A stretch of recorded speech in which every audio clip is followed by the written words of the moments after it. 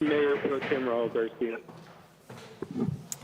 Welcome, everybody. Good evening. We're calling our meeting, a regular meeting to order at 7 p.m. Today is March 1st. And could we please stand up for the Pledge of Allegiance?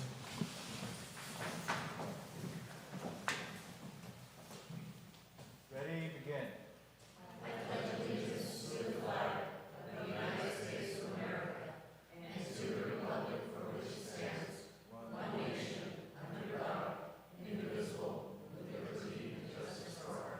We remain standing for a moment of silence for first responders and military members.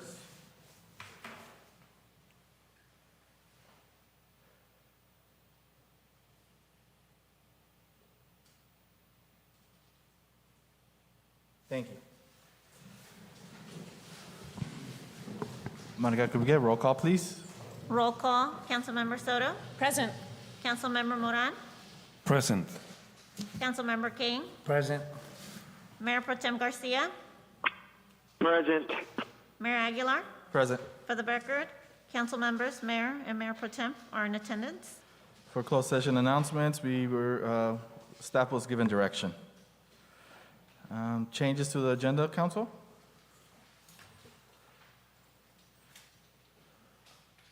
Okay, I don't see any. We're going to go ahead and move on to our citizen comments. This section of the agenda allows members of the public to address the council on any item not otherwise on the agenda. Members of the public, when recognized by myself, should come forward and identify themselves. Comments are normally limited to 3 minutes in accordance with state open meeting laws. No action will be taken by the council this evening. For items which are on the agenda this evening, members of the public will be provided an opportunity to address the council as each item is brought up for discussion. Citizen comments? Anybody?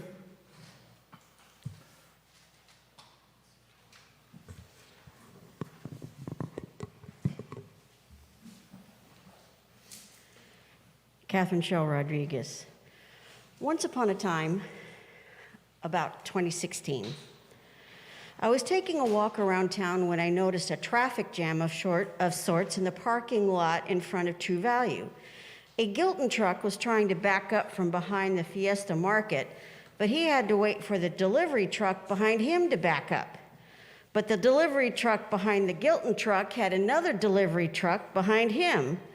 So the first delivery truck had to wait for the second delivery truck to back up, and the Gilton truck was stuck until the other trucks backed up.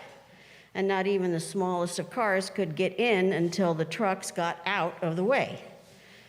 It was a mess. It might not have been quite as much of a mess if half the parking lot had not been blocked off at the time. Why, you might wonder, was half of the parking lot blocked off? I'm going to now invoke the storyteller's license. Since I don't know all the legal technicalities involved, I do have a general idea of what happened, and the story goes something like this. A few years ago, while my husband and I were out and about, I noticed the jewelry store that had occupied the building next to the Fiesta Market had been replaced by a business called Novedades. At the time, my husband told me some people he knew had bought the building and the parking lot at an auction.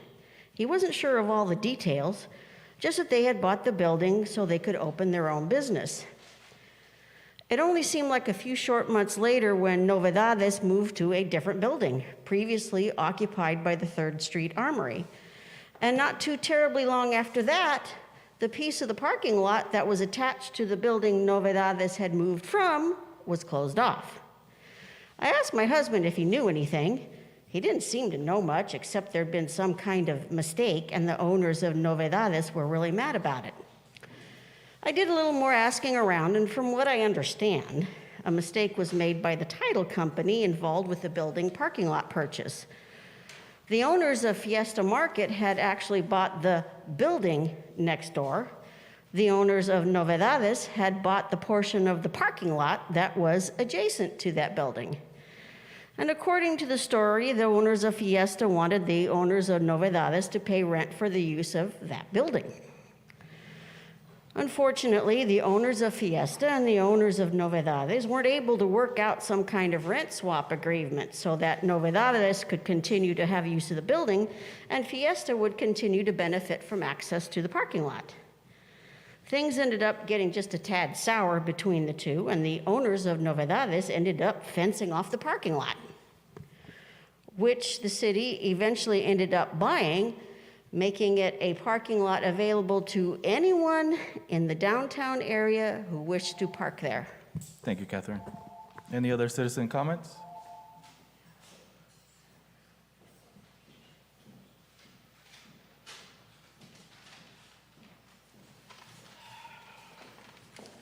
Yeah, my name is Gerardo Aguilar, and I want to address, in part right now, with this track that we're trying to build, that we're getting roadblock after roadblock by Mr. Moran. We're represented here, we want to do this for free. We're going to put it in our money, but he keeps on putting roadblock after roadblock. Then he goes and takes our idea and tries to make an old wheel park. It's ridiculous, Everybody in town wants this. All the kids want this. And this guy is more worried about doing dog parades than something for the kids.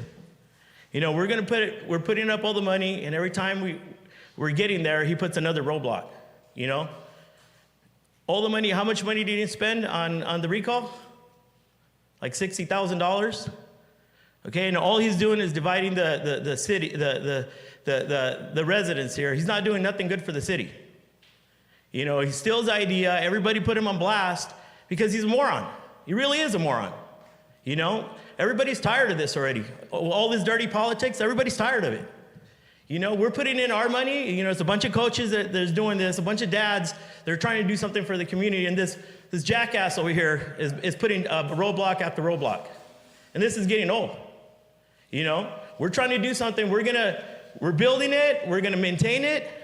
We're going to get the insurance for it, and we just want it done, He brings it at putting politics first. Everybody in the community, we coach. Everybody knows it. We know all the parents. Everybody's asking what's going on with this guy? Who's this guy? Who's this guy? Well, this guy's not even from here. He doesn't even have roots here. Okay, and this is already getting old, that every single time we're going to put this on the agenda or something, he's putting a roadblock. This is getting old. When is this going to stop, When are we going to start doing something for the community instead of doing politics? All it is politics, $60,000 or plus, on the recall. And what did we get out of it? Nothing. We didn't get nothing. He doesn't want to work with anybody. Everybody put him on blast on the community news because of a stupid idea where he wants to have ATVs and dogs going at the same time. And then it was his idea all of a sudden. And after he trashed it, everybody's tired of this guy. When is this going to end? When is this going to end, bud? You have no shame. You're just after politics after politics. We didn't even want it to be known. We just wanted to build it, have everybody enjoying, that's it, until you made it into some politics. This is all you, bud. When is this going to stop? People are getting tired. Everybody thinks you're a moron for stopping this. You got your Catherine over here, putting roadblocks after roadblocks and everything. When is this going to stop? I'm asking you. When is it going to stop? Why don't you let it pass? So the kids can do something. They don't have nothing to do after ball sports. They have nothing to do. What are they going to do? Nothing. Because of you. You're not even from here. You don't got roots. Nobody wants you here. Thank you, sir. You know what I mean? It's ridiculous. Thank you. Any other public comment? Citizen comment?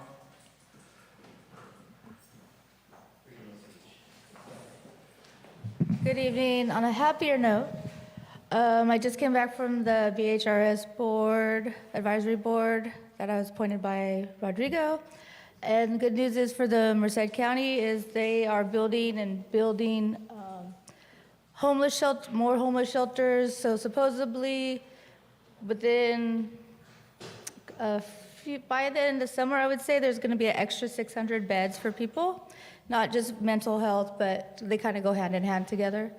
Some are specific beds just for the VA, for the veterans. So I find that a good point. Merced County has lots of money for the purpose of the homeless people. And then, and then I wanted to ask you, while you guys are deciding the people for our recreation committee, can you please help think and pick people that are gonna be worker bees? Like Jackie's our little queen bee, but we need worker bees, not people that work overtime and can't ever show up to a meeting or show up to a function. We need people, because we do a lot of events throughout the year. So we just need worker bees. There's a couple people here already that have been showing up and since the alumni, and they've been volunteering continuously. Never coach, but they got into the coaching. They just show up and help us. They're always in our audience when we have our meetings. So I'm not saying anybody, but please just factor in that we need worker bees because the last ones you guys voted on, they're not even on our committee anymore. So that was kind of like wasted spots. So just keep in mind while you're picking, it's a new process. I don't know how it's working, but we just need worker bees, that's all. Thank you. Thank you. Any other citizen comments? Anybody on the phone? Okay, we're going to go ahead and move on to award presentations and proclamations. We have 3 items. Is it okay if I move the awards 2 and 3 before the presentation? Is that okay? Council, you're okay with that? Yes, they're okay with it. Okay, so we're going to start with the first presentation by myself, recognizing Lupe Pimentel. So I'm going to read the award we have here. This, just so people know a little bit what we're trying to do, we're trying to recognize excellent citizens that are involved in the community, partake in community service, or have obviously make a difference in our community. So I have asked the council to, nominate somebody to recognize this. Next 2 individuals were nominated by our council member Maria Soto. So I'm just going to read real quick what the certificate reads. It says, in recognition for rallying up staff and administration at Campus Park School to collect food for veterans, the Livingston Mayor, City Council, City Manager, and staff recognize you for your contribution to the community. So congratulations. You want to come up?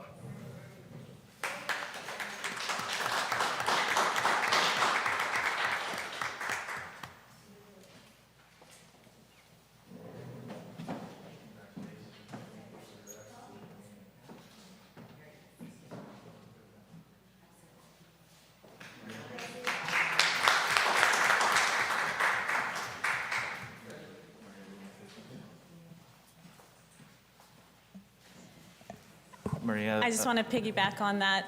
Thank you very much, Ms. Pimentel, for the work that you've been doing throughout the years. It's been quiet but diligent and honoring our veterans. So hopefully we've discussed this in the past and most recently about getting more momentum and recognizing the work that people do in our community and for our veterans, bringing more patriotism, more Americanism, and praying for our military members that are out there. So thank you very much for the work that you do. I hope that we're able to gain that momentum throughout the school districts and have more of them, more of the schools in Livingston participate. So thank you very much.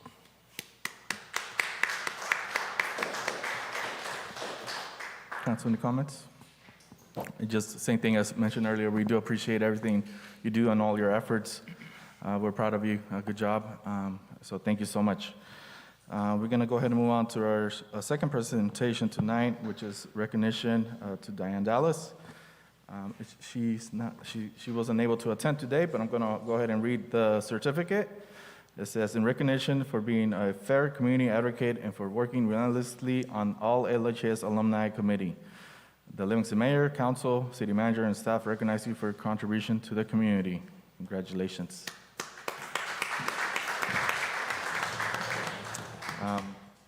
Maria, you want to say a few words? Diane Dallas and many people on the committee, Pat Gibson, there's many names. A lot of us here are part of Livingston alumni, and we are very proud. I'm proud. So when I see them put together the events for the community, and it's just gotten bigger every year, the way that, and it just shows that the hard work that the committee does in order to have these events and continue them as an annual event for Livingstonians. And so I wanted to recognize their hard work and This year, Diane Dallas is the president of the committee, and so I am looking forward to working. Mayor is also an alumni. Gangadip is an alumni as well. So we are looking forward to getting a lot more attention towards that and getting a lot more alumni out there to participate, because they do need some help out there. So thank you to the Livingston High School Alumni Reunion Committee and the work of Diane Dallas for keeping everybody afloat with her team that everybody on the team. And again, it is March, it is Women in History. So again, highlighting our women that we have in our community is going to be beautiful this month. So thank you very much.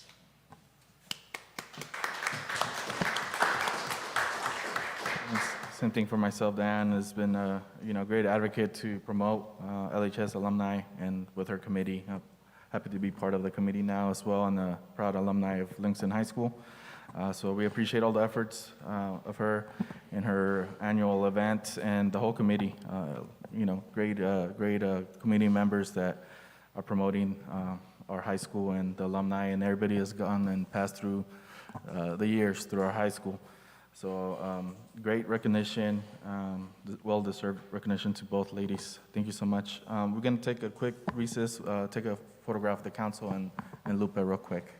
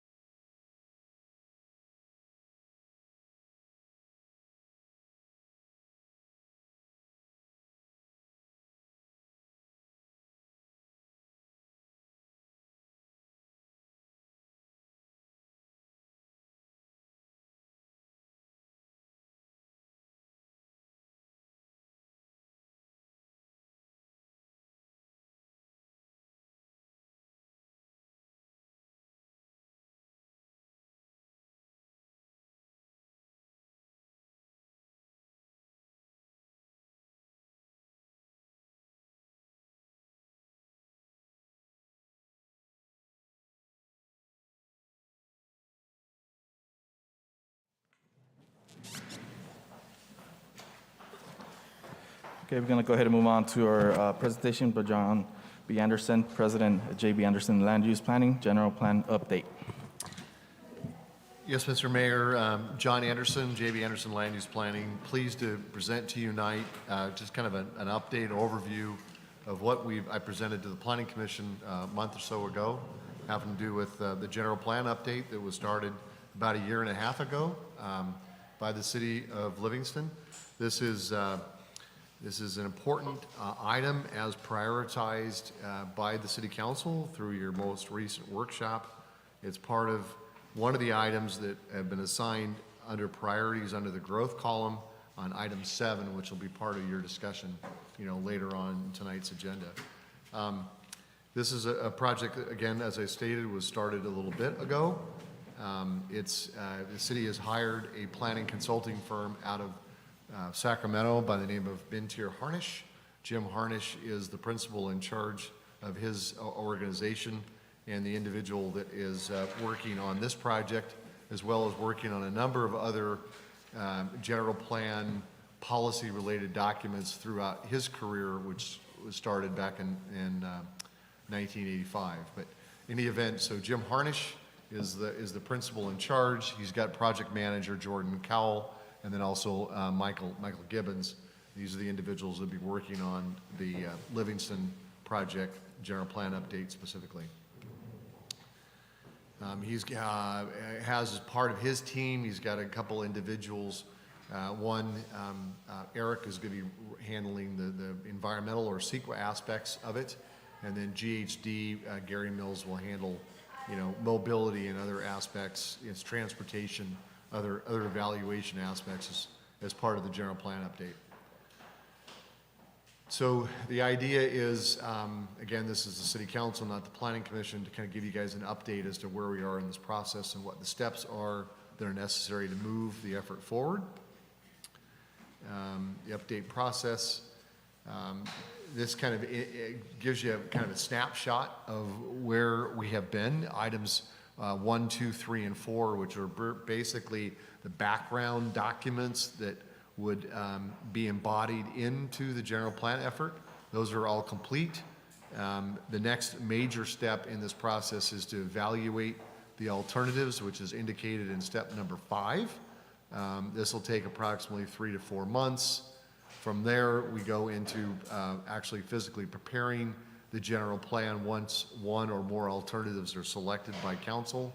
And then once we have a general plan and the policy documents, then we go into the 7th step, which is the which is the evaluation and the environmental impacts associated with the general plan policies and the alternatives as presented. And then the last step, obviously, is going through the public hearing process and ultimately presenting it to City Council for adoption. So lots of opportunity for public input throughout this entire effort, like it has been in the past. There's no sense of exactly when this process might be completed. There have been some issues within the planning department, obviously now new planner, et cetera, that we're settling into our roles and responsibilities, where I think with direction from council, we can reinitiate this process and get the general plan moving forward. But as it stands right now, the next major step the consultants would be involved with would be evaluating land use alternatives and presenting those to you and the public for consideration, which in turn would go into full-on general plan update and preparation. So I probably should stop here and see if there's any questions that the council or you, the mayor, have regarding where we are or where we've been and what's left to be completed. Because this is a pretty good slide, pretty good snapshot of what's going on. Council, any questions at this time? I don't think we have any questions. Okay, well, I'll continue on then. I think really the next, that's really it. Let me go to, I'm not sure what happened there, Monica, but anyway, so that fifth, if you can just go back to the 5th slide if you can, or that one, or do you want me to try to go one more? Yeah, that's the last one. Leave it there. Just leave it there. So this is kind of the image I want to leave everybody with, so that this works for me. Hopefully it works for you as well. So that's pretty much, you're going to push F5 probably. Anyway, thank you. So if you don't have any other questions, that's really all I have for the general plan update process and what's left. So I don't really want to belabor the point, but Yeah. again, Council, you guys have been yeah. through the effort to this point. Yes. Council, any questions at this time regarding the update? Could we have when you get a chance, a copy of the slide to the council? Maybe you could email it to us, please. But no, thank you so much. Council, any other questions at this time? No? All right, well, thank you. Good. Appreciate Thank the you. update. Thank you. All right, we're going to go ahead and move on to announcements and reports. City staff announcements and reports. Vanessa, anybody from staff? Yes, we have our Public Works Department.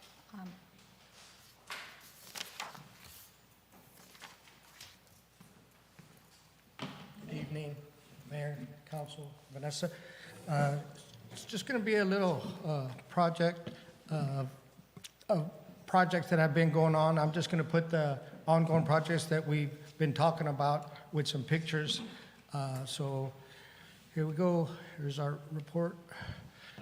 First of all, it'll be the preparation of the solar project going on at Joseph Gallo. We had to prep and down about 15 trees. I know we don't like to do that, but this is the area that was slated for the solar panels to be installed. We cut a lot of trees. We ground stump grinding at the park, and this was all done by our staff. And after that was done, they worked hard to get these solar panels going here. This is also at Joseph Gallo, which has 2 sections, and they are 90% done. The structures are erected. They're working on some lights underneath that we added. And then the final phase will be the transfer of the electrical to our well there at the facility. And this is just some of the pictures of, I know when you guys see some of the solar panels at homes, but these are a little larger in scale. So this is what entails the electricity going from those solar panels. And this is our well house at Joseph Gallo, which is well 13. This is the police department solar project. I took a picture of the top part of it so you could see what it looks like. And then, like I say, it entails a lot of electrical. This one here is at the PD, so all that electrical panels were put in just for the solar.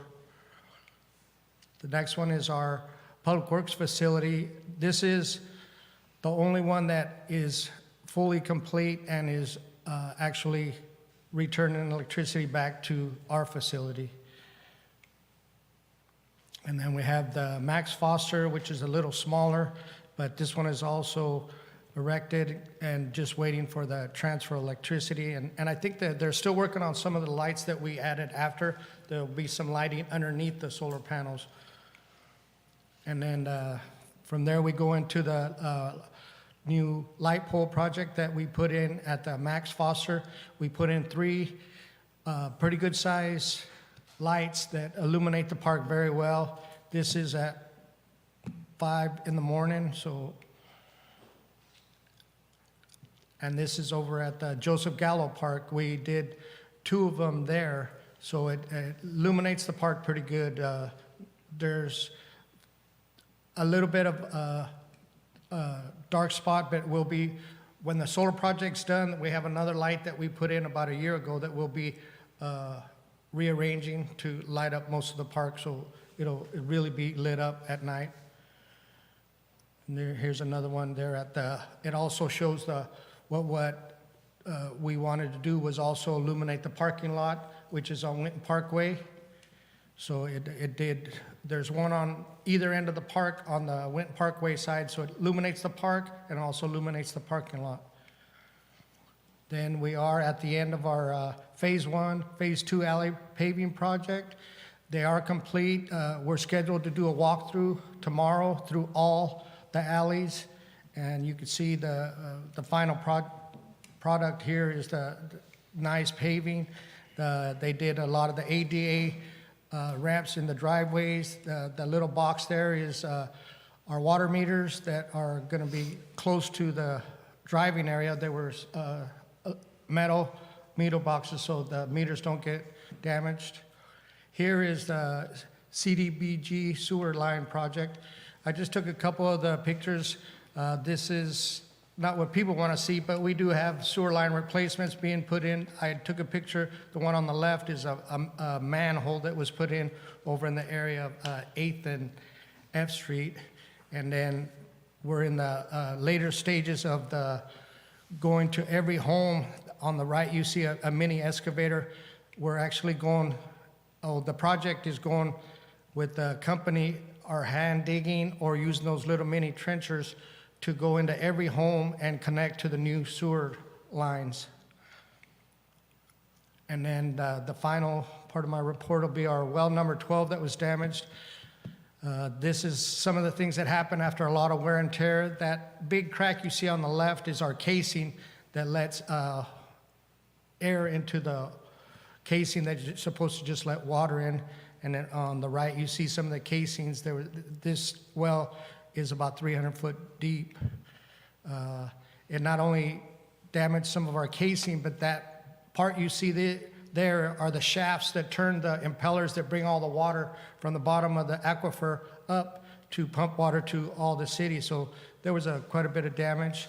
And here it is right now. We're at the stages of, after we got it running, this well here has nowhere to pump. We don't have a good area, storm drain in that area because of the area of the high school. So we had to get with MID and pump around the baseball field and pump into the canal at the MID canal. And there you see our well is back online, and it should be pumping water to the community tomorrow. And that's the end of my report. Any questions? Thank you so much for the report. Council, do you have any questions at this time? So it looks like we don't. Thank you so much. Thanks for the update. Appreciate it. Thank you. Vanessa? Our Recreation Department has announcements. Thank you.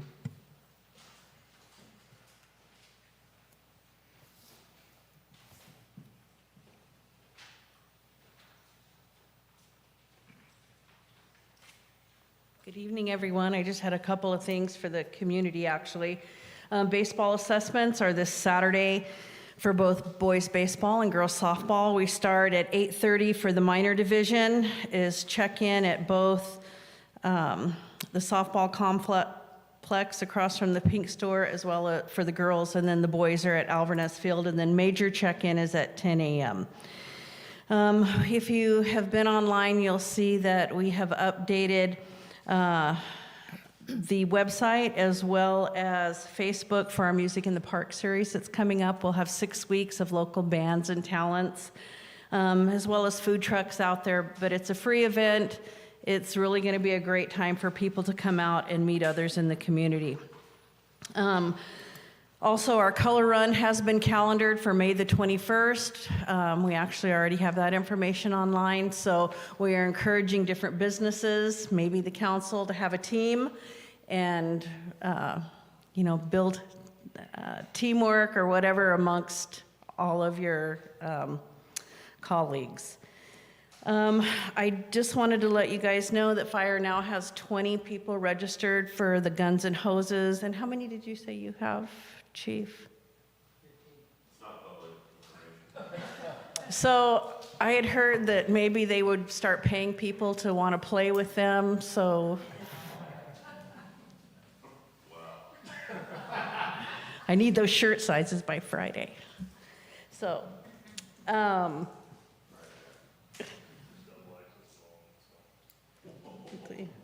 our Game for Joe is coming up. Let's see, well, the cops and fire play each other on 4/8 after opening ceremony, and then our Game for Joe Alvarez will be on April the 9th, and we have a lot of really fun things, so go ahead and mark your calendar. You won't be disappointed. It does cost $3 for kids to get in and $5 for adults, but all the money goes so that kids can play summer ball at no cost for LHS and AHS, so it's a great cause. Also, I just wanted to, I don't know if I should address this or not, but we are going to work on a process for the recruitment and appointment of the Recreation Commission. And so we are working on that so that we can, get something established, and when we have 12 or 20 people apply, we'll at least have a process that we can go through. And Mayor Aguilar, I do want to thank you for bringing that up, because it truly is something we've needed for at least 20 years. So, all right, at that, and are you going to update them on the grant when you do your report? Sure. Okay. Yeah, thank you. Thank you. Any other staff? Sorry. No other staff Thank you. reports. We're going to go ahead and move on to city manager announcements and reports. Yes, Mayor, as council members, as Jackie mentioned, we have finally received, well, we knew that we had been awarded the Prop 68 grant for the building of the recreation center, but we finally received the the contract from the state, so really just making this money available for the city. So we will be bringing this contract for the grant to council to our next meeting, so it will be ready for us to start accessing this fund. So along with that, we will be also bringing over the package of the contract from the grant, the revenue that it's going to be recognized, the expenses, and the purchase agreement for the land that will be used for the next recreation center. That's all. Awesome. Sounds great. Looking forward to that. City Council, Councilmember King. Yeah, last week I had the opportunity with Mayor Aguilar, Vanessa, and Chief Chuck to introduce Raul Mendez, is that his name? The new CEO for Merced. So we had a good conversation with them. That's about it. Thank you. Councilmember Jose Moran. So last Thursday, there was the REC meeting, REC Commission meeting for the first time. I was not able to attend. But thank you, Jackie, for your report. That was a very good update. And I know that there was also a presentation by some of the, a couple of kids from the FFA group that went for a competition with the support of the REC Commission. So thank you for the REC Commission for the work they do, and they continue supporting not only our youth, but everyone in the community. And that's it for me. Thanks. Councilmember Maria Soto. Nothing tonight. Mayor Pro Tem Garcia. I don't have anything tonight, thank you. Thank you. For myself, same thing. We attended. We welcome Raul Mendez, the new CEO for Merced County, into Livingston. It was nice to touch base with him. So looking forward to working with him and his staff and mutual city and county interests. So welcome to Merced County, Mr. Mendez. Going to go ahead and move on to consent agenda. Items on the consent calendar are considered routine, non-controversial, and will be enacted by one vote unless separate action is required by the city manager or city council. There will be no separate discussion of these items unless members of the council or city manager request that that specific item be removed. We have 6 items tonight. I'm going to go ahead and go through them. Waiving of the reading, ordinance, and resolutions, authorize remote teleconference meetings, ratify check warrants, adoption of council priorities, approve supplemental project with J.B. Anderson Land Use Planning, approve the reappointment of Planning Commission regular member. Council?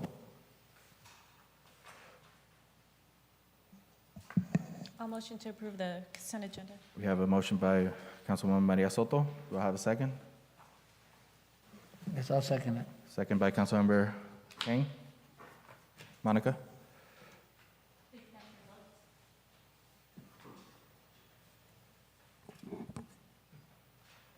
Motion approved by a vote of 5-0.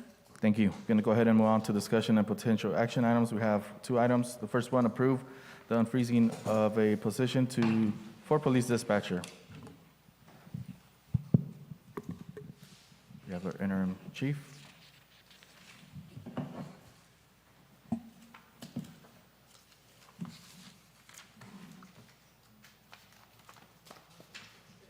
Mr. Mayor, council members, I'll start off just kind of giving you a brief perspective of the situation that we're dealing with right now at the police department as it relates to our dispatch center.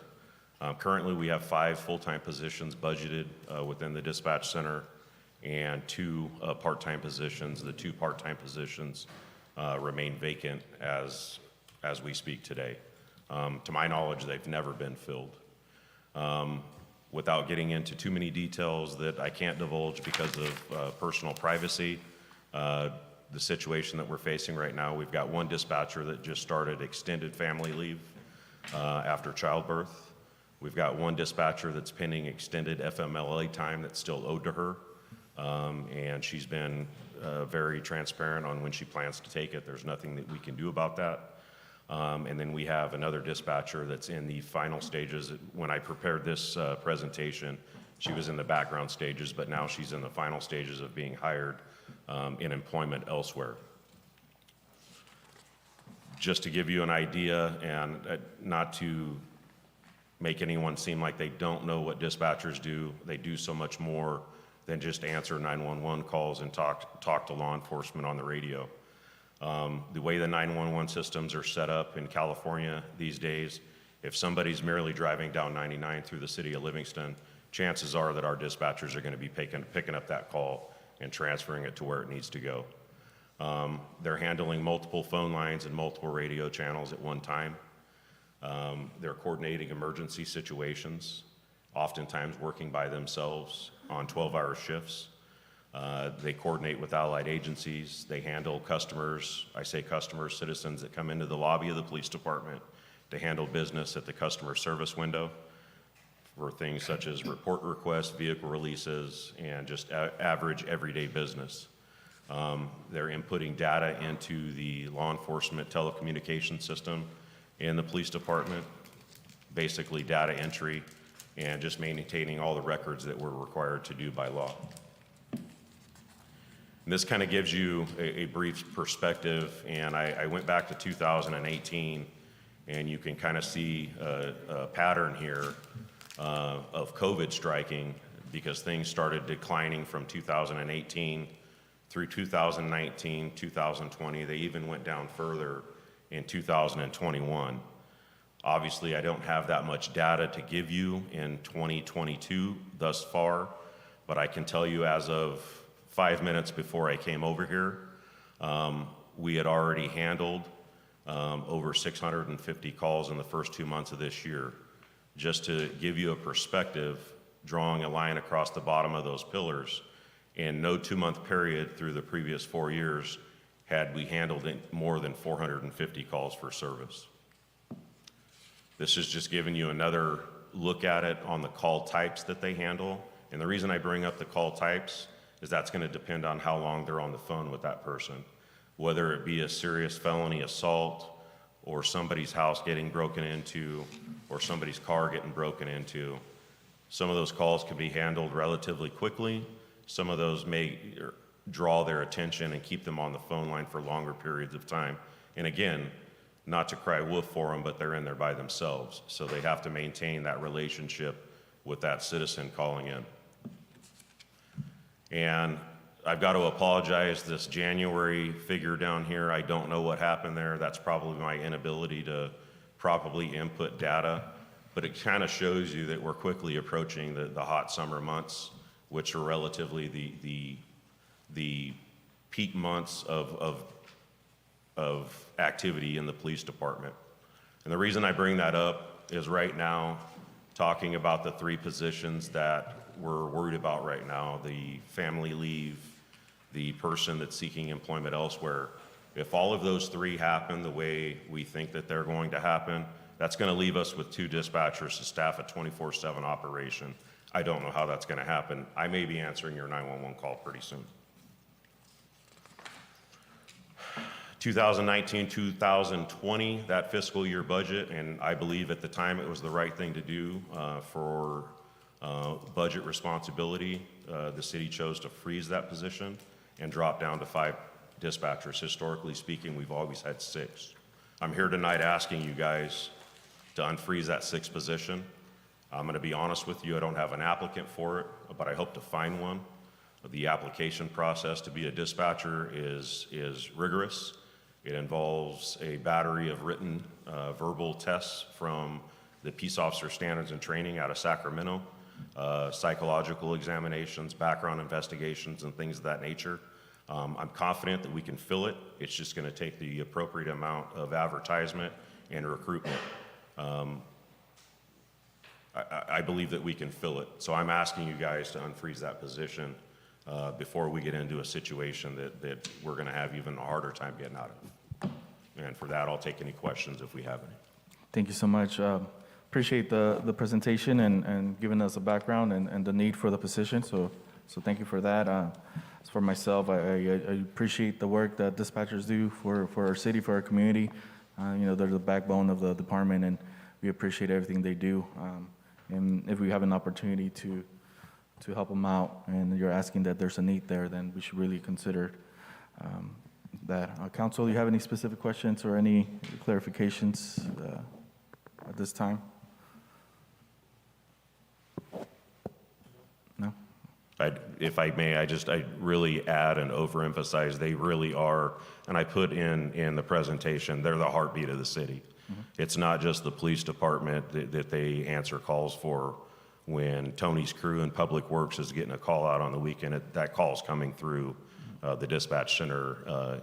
They're there 24/7 to answer the call when somebody needs it. Absolutely. So at this time, I'll take it out for public comment regarding this item. Do you have any public comment? Anybody on the phone? So I'll bring it back to council. And just to cite, I know we had our city council priorities, and I know one of those priorities regarding safety was to improve law enforcement levels and their community involvement. And this, it's definitely something that addresses some of those, or that priority. So council, no further questions? Do we have any motions? I'll make the motion. We have a motion by Mayor Pro Tem Garcia. Do we have a second? I'll second. We have a second by Councilmember Maria Soto. Monica, sorry.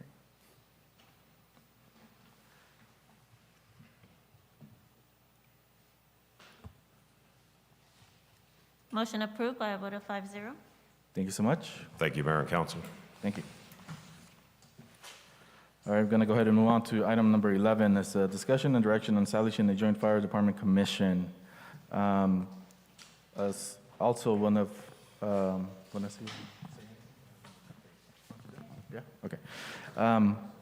of our, also another priority by the council set during our workshop in regards to safety was a fire commission. I know I've had discussions with Vanessa regarding the need to establish better communication between our fire department. I mean, our fire department's a bit unique. There's the volunteer company, there's the county, CAL FIRE, and I know for many years, I know that's been a need in regards to better address communications between all parties, make sure everybody's on the same page.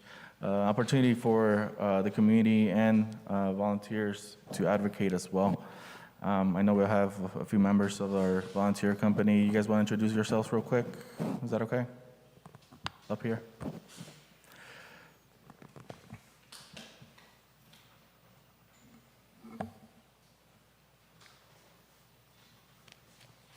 David Bates, been with the fire department here in Livingston for 40 years next month. And Mr. Mayor, if you have any questions or... Thank you, sir. I appreciate it. I'll be happy to answer as best I can. Absolutely. So I appreciate you guys coming tonight. Who else is here tonight? You want to introduce yourself? Sorry, brother. Put you on the spot. My name is Alec Hernandez. I've been a PCF for the county for 10 years. I've been with the Livingston Volunteer Company now 2 years. I'm also the training captain for the volunteer company. Thank you, sir. So the things I'm going to ask you, I know we've had discussions about this, or, what do you guys think? This is basically a discussion item and to, direction for staff to come up with ideas and have conversations with the fire department in regards to how it would even look like if it was something that it would benefit the fire department. So it's the beginning stages of something that it could be very beneficial for the fire department and the community. So what are your thoughts, Chief Bates, in regards to establishing something like this? Well, some months ago, I had the opportunity to meet with the mayor and city manager, kind of give some background and pass some history of the fire department. Livingston has, since its incorporation and even prior to that, I believe since 1911, has had an organized fire department, all volunteer. We continue to have a volunteer fire department. The difference being now is that since the 1950s, we've been augmented by the Merced County Fire Department, actually being in-house at the fire station. Prior to that, it was 100% volunteer. We continue to be a volunteer department, just as we were when the city was incorporated in 1922. And I foresee that for many years in the future. I don't anticipate that the city will be able to support a full-time permanent fire department for some years. The volunteer company is a constant in the community. The members live here, many of them work here, many of them are born and raised here. And so we know our community, we know the people, we know the demographics of the community, we know the city pretty well forward and backwards. We know what to expect, when to expect it, and oftentimes where to expect it. While we can't, forecast our incidents, we, based on previous history, have a pretty good idea of what's going on in town, not just with the emergency calls, but we stay active in just about any event in the community. We participate in a whole variety of parades. We assist the high school with various functions, events, including their football games. We participate in community events, festivals, not just having a booth of fire prevention materials, but also providing our regular service of protecting life and property. And by that, we're there at these events to handle whatever medical emergencies may arise, or even in some situations, the potential for fire. And since we are so involved in the community, we believe that the volunteer company should have a greater say in the operation of the fire department, and have the opportunity to have input in the operation, in the day-to-day operation, in the financing, budget process, major purchases, planning, and we believe that a joint commission or committee would help facilitate this. Unfortunately, as the process is right now, this doesn't happen. It's all handled through station personnel and hired battalion chief and CAL FIRE unit chief, as well as the Merced division chief. Any kind of decisions with regards to the operation, budget process, purchases, and these types of things. And with very little input from the company, the officers, or the members. And so we believe that this type of a commission or committee as being proposed would be beneficial to both the volunteer company as well as the city, and to County Fire with regards to the Livingston station. A little more input, some additional ideas often lead to good progress, and this is what we want to have happen is improved communication between the volunteer company, the constant in the city, and County Fire with regards to the Livingston station, as well as the council and city staff. And so, yes, the company is in favor of this type of a committee or commission. However, thank you, Chief. I appreciate the background, and then you put perfectly. So thank you. I appreciate the information. I'm going to take it out to public comment at this time. Any citizen comment regarding this item? Anybody on the phone? Okay, we're going to bring it. Just kidding. I actually just had a question. Is there already a mechanism or process in place for that partnership with CAL FIRE or Merced County Fire that has been established? Basically, I guess what I'm asking is, it's great, and I totally support the idea. I'm just curious on whether they have agreed to even hear the company out or meet at the table. I'm just curious on that.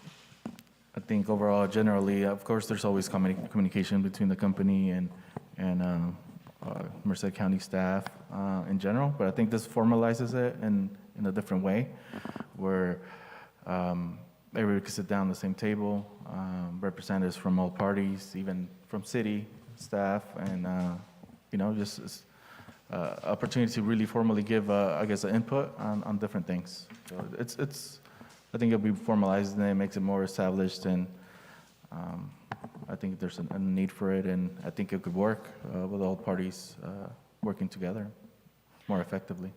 And I'm also just curious on if this commission would simply be administration from CAL FIRE, Merced County Fire, and the volunteer company, or is this something that you would anticipate open to the public as well? And that's kind of what we're trying to establish, is just a discussion and give direction to explore different formats, how it would look, or if it's something that all the parties would be in agreement with. So it's just the beginning stages, but I mean, obviously it's a need, and we want to move forward on it.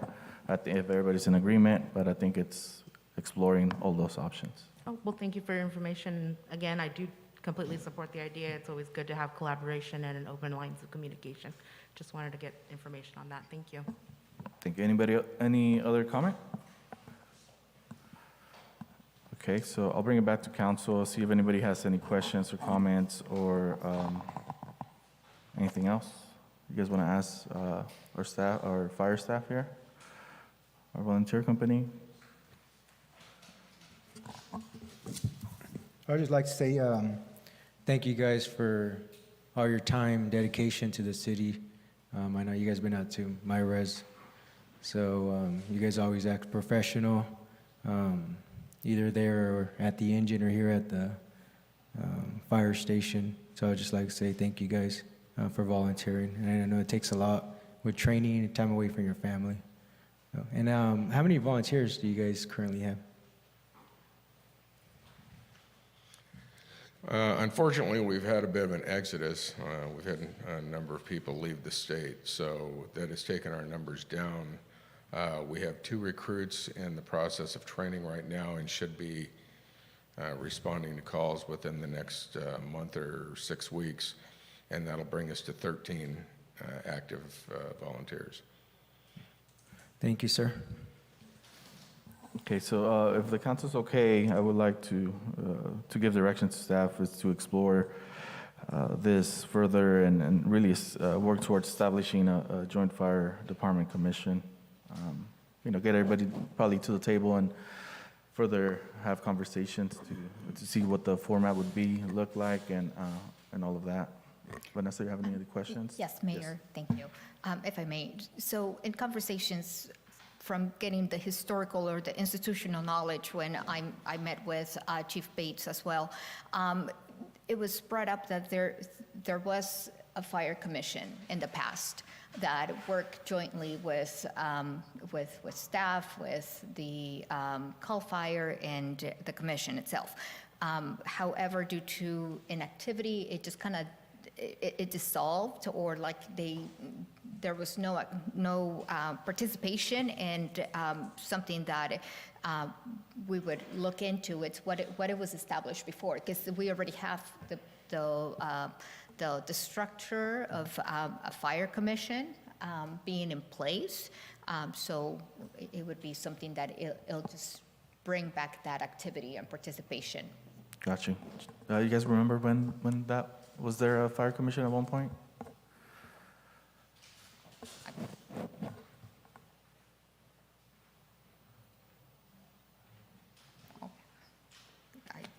Yeah, if we had a commission at one time, it would have been before I came on. I don't recall a joint commission between the city and the county. I may have read, okay, I will.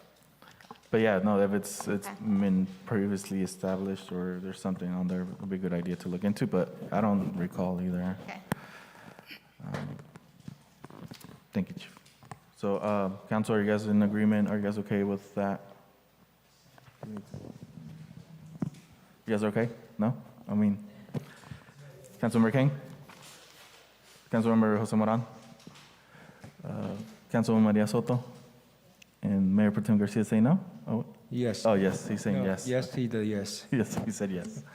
All right, I'm in agreement as well. So, do you think you have enough direction to get started? Yes? We Yes. will research and bring something back to council. Thank you so much, appreciate it. At this time, we're going to go ahead and, Council, do we have any other future agenda items you would like to see at this time? Anything? Okay, so we're going to go ahead and adjourn our meeting at 8 p.m.